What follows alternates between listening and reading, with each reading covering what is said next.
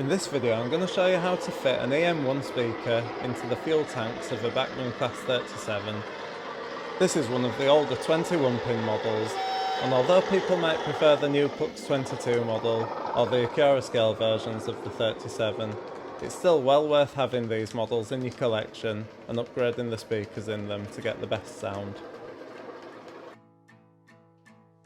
The first thing that you're going to want to do is take off the body. This involves taking out the 6 screws which hold it on. There's 2 at each end and then 1 at either side in the middle near the fuel tanks.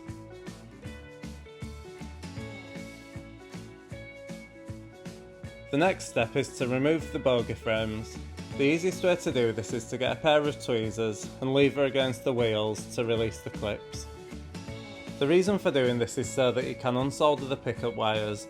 This is because you're going to need to remove the bogies so that you can get to the fuel tanks.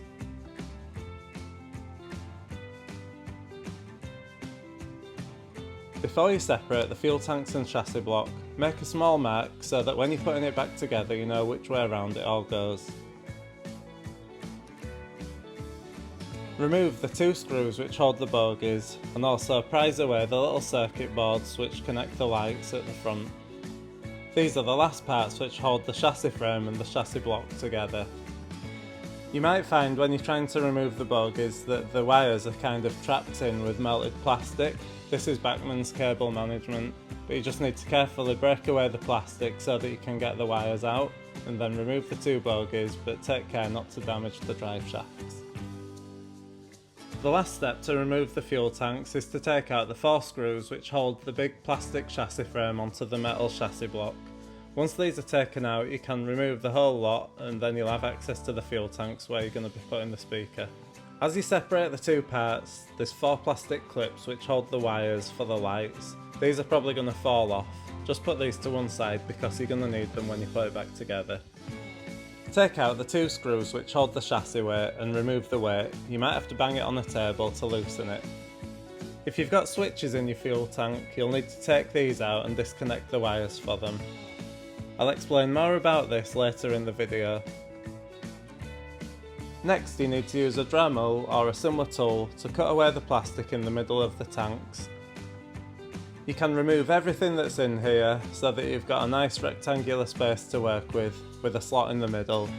This slot will become important because it's where the sound escapes when you've fitted the speaker. I used 2 different sizes of cutting disc as well as a grinding piece to get rid of the plastic. You need to be as neat as possible and you definitely don't want to be able to see any of this from the outside. So take care not to drill through the walls of the fuel tank. People sometimes ask why I don't make any holes in the base of the tanks, but there really isn't any point. The sound's going to get through the big slot in the middle anyway, so just drilling extra holes is unnecessary work and makes the job less neat. You might also want to use a little file or some tweezers or something similar just to get rid of any excess plastic from making the cuts.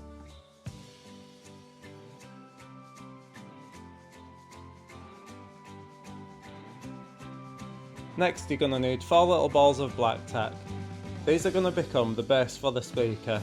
These will stop any vibration from the speaker and also stop it touching the bottom of the fuel tanks.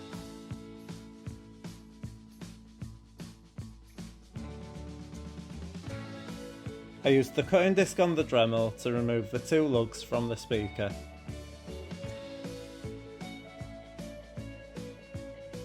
Sit the speaker on the 4 blobs of black tack.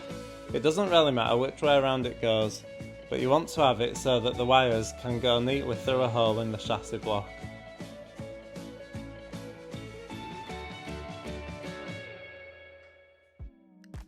It's time to start reassembling the model. Start by putting the 4 screws back in which hold the chassis frame onto the chassis block. I still haven't fully tightened the screws because it might make positioning the wires a little bit harder.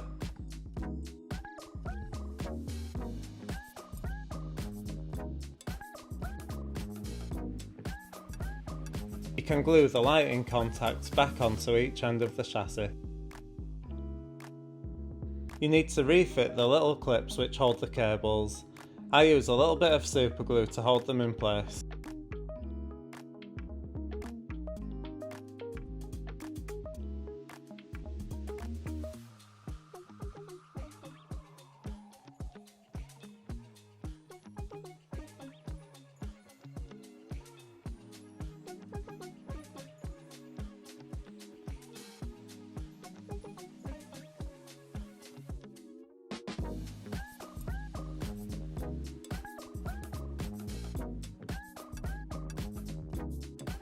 With the wires all in position, I can fully tighten the screws which hold the frame onto the chassis block.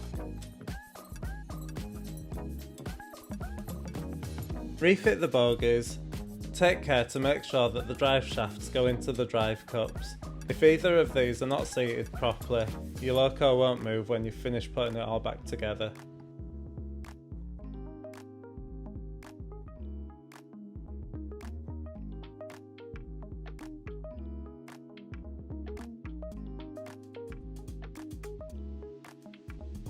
Refit the two bogie screws. These don't need to be fully tight because you want to allow a bit of flexibility for when it's going around curves or if you've got small inclines on your layout.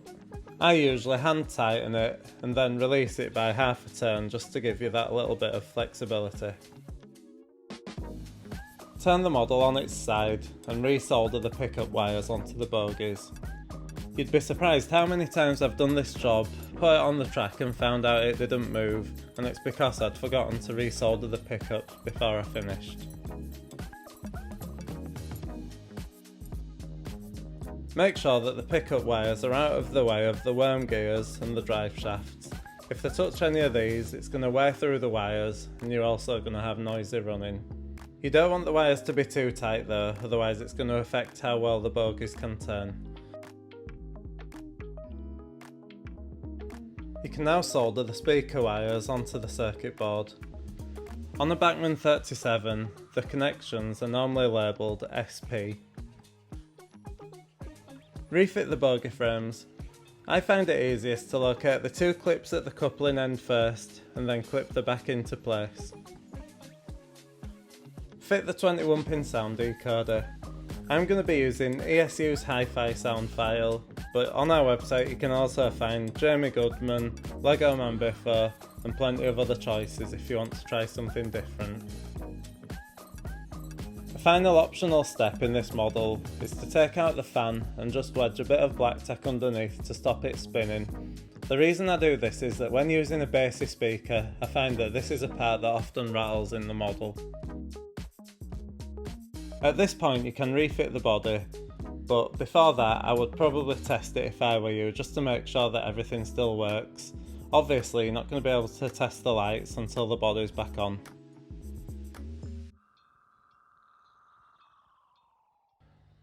Put the 6 screws back in quite tightly. This will again stop any rattles from the model whilst you're using it.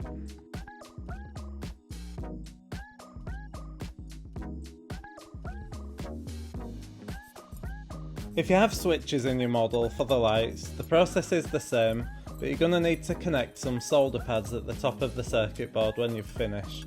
Connect 1 to 2, 3 to 4 and 5 to 6. This means that you'll still have operation of the cab lights and tail lights. On some models, the speaker terminals are not marked. In this example, it's the 2 big solder pads just next to the 21-pin socket. As always, when I do these kind of installs, I like to tweak the bass and treble from the sound decoder using the lock programmer. In this case, I turned the bass up to about 3/4 and the treble up to about 2/3. I found that this gave a really good, realistic sound with nice balance.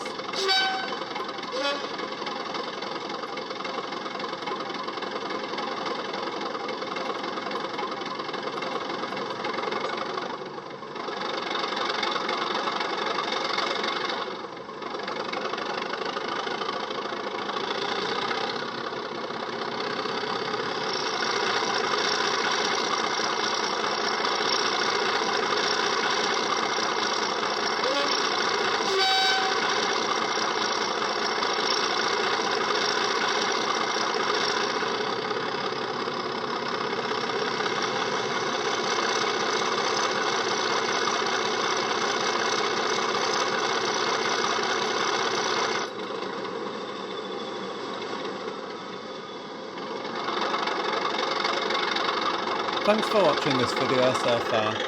I'm going to show you some clips of the model running around the layout now. If you've enjoyed this video, please leave a like and subscribe to the channel if you don't already.